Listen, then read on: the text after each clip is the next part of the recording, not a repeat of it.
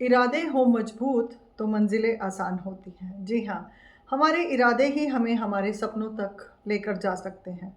यदि हमारे उद्देश्य, हमारा लक्ष्य कमज़ोर है और उस लक्ष्य को पाने के लिए हमने कोई योजना नहीं बनाई है, तो हमारे लिए उस लक्ष्य तक पहुँचना बहुत कठिन है। इसलिए हमें किसी भी लक्ष्य को पाने के लिए पहले उस लक्ष्य को समझें। उसके उस लक्ष्य को पाने के लिए आपके अंदर क्या योग्यता है, उसको समझें। अपनी योग्यताओं को बढ़ाएँ। लक्ष्य को पूर्ण रूप से समझकर उस लक्ष्य की तैयारी करें और उस लक्ष्य को तक पहुँचने के लिए अपने आप को संपूर्ण समर्पण दें। ऐसा कोई भी इंसान का इरादा या ये कहें लक्ष्य या उद्देश्य ऐसा नहीं है जो पूरा नहीं होता। जब हम अपने लक्ष्य पर अपने आप को समर्पित कर देते हैं, अपने इरादे जो हमने सपने देखे हैं उनको पूरा करने के लिए हम जी तोड़ मेहनत करते हैं, तब आप अपनी मंजिलों को पा लेते हैं। भले ही मंजिलों को पाने के लिए कठिनाइयाँ आती हैं और कई बार छोटी-छोटी उन्हीं इरादों को पूरा करने के लिए असफलताएँ भी आती हैं, आपको डरना नहीं है। आप अपने इरादे को इतनी मजबूती से, इतने आत्मविश्वास के साथ पूरा करने का प्रयास करें कि जिससे आप अपने लक्ष्यों तक पहुंच सकें। आपकी सफलता ही आपके जीवन को श्रेष्ठ बनाती है और हर इंसान चाहता है कि मेरा जीवन बेहतर हो, अच्छा हो, संपूर्ण हो। हम सभी ये सब चाहते हैं। जब हम ये सब चाहते हैं, उसके बाद हम क्यों लक्ष्यों के प्रति कई बार असफल हो जाते हैं? उसका सबसे बड़ा कारण है कि कई बार हम अपने लक्ष्यों में इसलिए भी असफल हो जाते हैं क्योंकि हम अपने लक्ष्य को बनाने के लिए उतनी मेहनत नहीं करते और या फिर होता है कई बार हम जल्दबाजी में दूसरों द्वारा बातें की हुई का सुनकर उसी को अपना लक्ष्य बना लेते हैं। जब आप दूसरों को देखकर अपना लक्ष्य बनाएंगे तो कहीं ना कहीं वो लक्ष्य अधूरा रहेगा क्योंकि आपने तो उसकी योजना बनाई नहीं थी। इसलिए किसी भी लक्ष्य को पाने के लिए आपको पहले अपने इरादे को समझना होगा, अपनी योग्यताओं को समझना होगा, अपनी क्षमता को समझना होगा। क्योंकि किसी भी सपने को पूरा करने के लिए हमारे पास उस सपने की पूरी ताकत होनी चाहिए।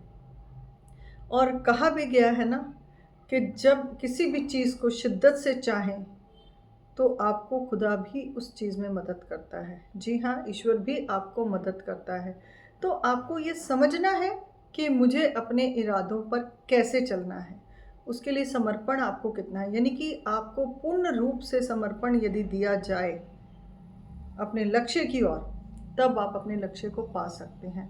और जैसे मैंने पहले भी बोला कि आप अपने लक्ष्य को पाने के लिए यदि संपूर्ण समर्पण देते हैं तो आप अपने लक्ष्य को पा सकते हैं। अब बात करें कि लक्ष्य में आने वाली कठिनाइयाँ और लक्ष्य को पाने के लिए ज़रूरतें, क्योंकि कुछ लक्ष्यों को पाने के लिए आपको कुछ ज़रूरतें भी चाहिए होती हैं।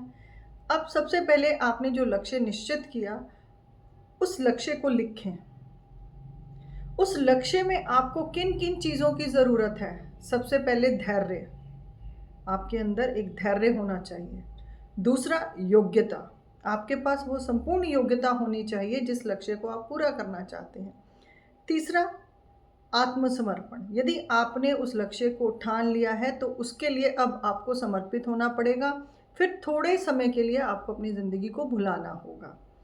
चौथा, लक्ष्य को पाने के लिए सफलता के बारे में ही सोचें, असफलता या नेगेटिव विचारों को मत आने दें। पांचवा, जब आप अपने इरादों को पाना चाहते हैं, अपने लक्ष्य को पाना चाहते हैं, तो अपने ऊपर आत्मविश्वास कभी मत तोड़ना। छठा, जितनी मेहनत आप कर रहे हैं, यदि लक्ष्य में 100 गुना मेहनत चाहिए तो आप उसके अंदर 100 की बजाय 101% मेहनत दें।